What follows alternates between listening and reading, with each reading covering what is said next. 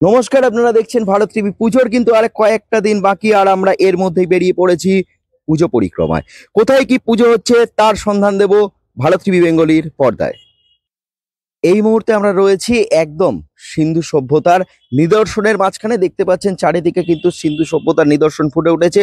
আর এখন যে প্যান্ডেলটায় আমরা রয়েছি সেটা হলো নবনগর। নবনগরের পৌরপিতা পিঙ্কু কুমার ভৌমিকের একটি অন্যতম পুজো কিন্তু এটি। আর এবারে কিন্তু এখানে তুলে ধরা হচ্ছে সিন্ধু সভ্যতা। চলুন দেখে আসি এই প্যান্ডেলের কিছু অংশ।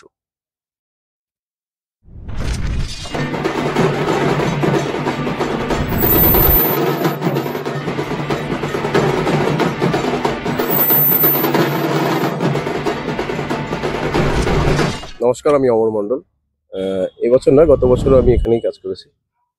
পরপর 2 বছর এখানে আমি কাজ করছি। এবছর আমাদের থিমের যেটা পরিকল্পনা, যেটা সিন্ধু সভ্যতা।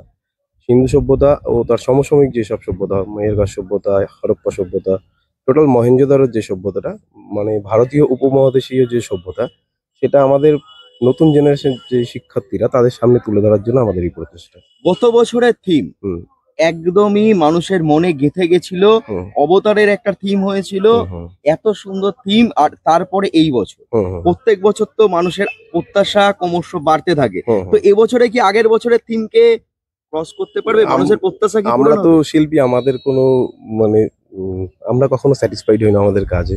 তো আমরা প্রতিবারই চেষ্টা করি পুরোনো কাজকে উম, ওর ঊর্ধ্বে গিয়ে আরো নতুন কিছু করার, ভালো কিছু করার। তো এই বছরের আশা করবো আমরা যে এই বছরের থিম আরো বেশি ভালো হবে, আরো মনে ছেয়ে যাবে মানুষের মনে। বিশেষ করে ছোট যারা শিক্ষার্থীরা, তাদের বেশি ভালো লাগবে। তাদের কাছে আমরা ইতিহাসটাকে আরো নতুন করে তুলে ধরতে চাই। দাদা, প্রত্যেক বছরই তো এই পুজোটা অভিনবত্ব নিয়ে আসে। আর এবারে যে থিম নিয়ে কাজ করছে সেটা হচ্ছে সিন্ধু সভ্যতা। তো এবারে মানুষের প্রত্যাশা পূরণের জন্য কি মনে হয় কতটা তৈরি এই পুজো? 100% তো মানুষের প্রত্যাশা পূরণের জন্য আমাদের পুজো কমিটি তৈরি। আমাদের পুজো কমিটি প্রতি বছরই কিছু না কিছু চিত্র তুলে ধরার চেষ্টা করে দর্শনার্থীদের জন্য। এবারের ভাবনায় আমরা সিন্ধু সভ্যতা এবং তার সমসাময়িক তৎকালীন যে বিভিন্ন সভ্যতা যেগুলো ভারতবর্ষে পাওয়া গেছে, সেই সভ্যতা নিদর্শন আমাদের পুজো মণ্ডপের মধ্য দিয়ে তুলে ধরার চেষ্টা করছি আমরা। এই সভ্যতা বা এই যে প্রাচীন বিভিন্ন হারিয়ে যাওয়া, বিলুপ্ত হয়ে যাওয়া সভ্যতাগুলো, তাদের তৎকালীন যে সেই সময় সভ্যতার মানুষের যে যারা বসবাস করতেন, তাদের জীবন জীবিকা, তাদের বিভিন্ন কর্মক্ষেত্র, বিভিন্ন বাণিজ্য ক্ষেত্রে তারা কি ধরনের লাইফস্টাইল বা সে সময়কার পরিবেশ বা পরিস্থিতি কেমন ছিল, আর বর্তমান যুগে যে পরিবেশ পরিস্থিতি যেটা আমরা আজকের দিনে বসবাস করছি, তার সঙ্গে আমরা একটা কম্পারেটিভলি মানে সেই চিত্রটা তুলে ধরে মানুষকে আমরা একটা বার্তা দিতে চাইছি। ভারতবর্ষের ইতিহাস 100 বছর বা 200 বছর আগে কি ছিল, বিভিন্ন যে সভ্যতাগুলো ছিল, সেই সভ্যতায় মানুষ কিভাবে এই ভারতবর্ষের বুকে বেঁচে ছিল, সেই সময় মানুষ কিভাবে জীবন জীবিকা নির্বাহ করেছে, এই টোটাল বিষয়টা আমরা মানুষের কাছে একটু তুলে দেওয়ার জন্য আমরা চেষ্টা করছি। এই বিভিন্ন ধরনের বিভিন্ন পুজো মণ্ডপগুলো না বিভিন্ন কাজ প্রতি বছর তুলে ধরে। কেউ দেখবেন ধ্বংসাবশেষ তুলে ধরেছে, কেউ দেখবেন একটা সিন্ধু সভ্যতা একটা পার্ট তুলে ধরেছে।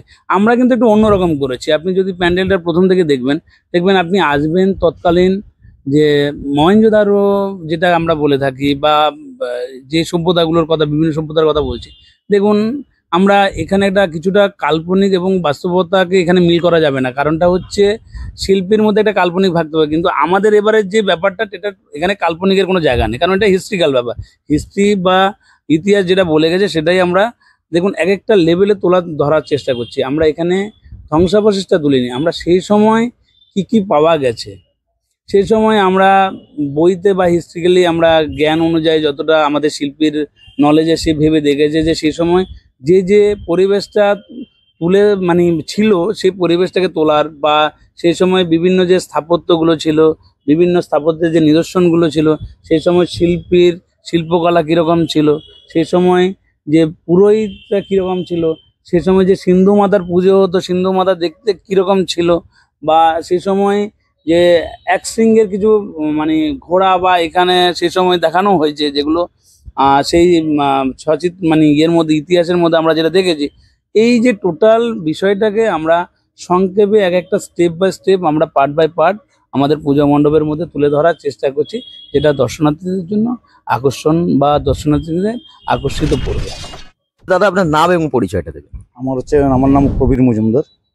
আমি নমন অধিবাসীবৃন্দ সদস্যবৃন্দ।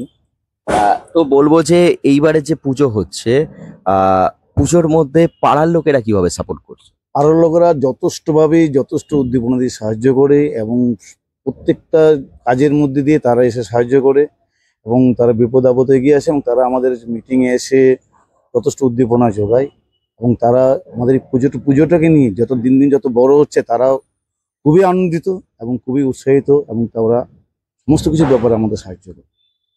কিভাবে আসবে যারা এই পুজোটা দেখতে আসবে, যদি পথ নির্দেশিকাটা একটু বলেন। নিশ্চয়ই আমরা বিরাটি হয়ে আসি, বিরাটি স্টেশনে এসে সেখান থেকে আমরা তেঁতুলতলা বিরাটি অটোতে আমরা আসতে পারবো, নবনগরের স্টপেজ, সেখানে আমরা সেখানে আমরা নেমে যেতে পারবো। রাস্তার পাশে পুজো মণ্ডপ, কোনো অসুবিধা নেই।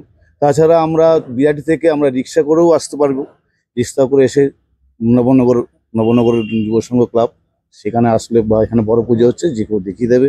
প্লাস আমরা আসতে পারি ওদিকে আমরা বিশ্বপাড়া হয়ে, যদি আমরা বিশ্বপাড়া স্টেশনে যদি নামি সেখান থেকেও আমরা অটো সার্ভিস আছে, রিক্সা সার্ভিস আছে। নবনগর অধিবাসীবৃন্দের বড় পূজা বললে যে কেউ সমস্ত রিক্সাওয়ালা অটোওয়ালা নিয়ে আসে।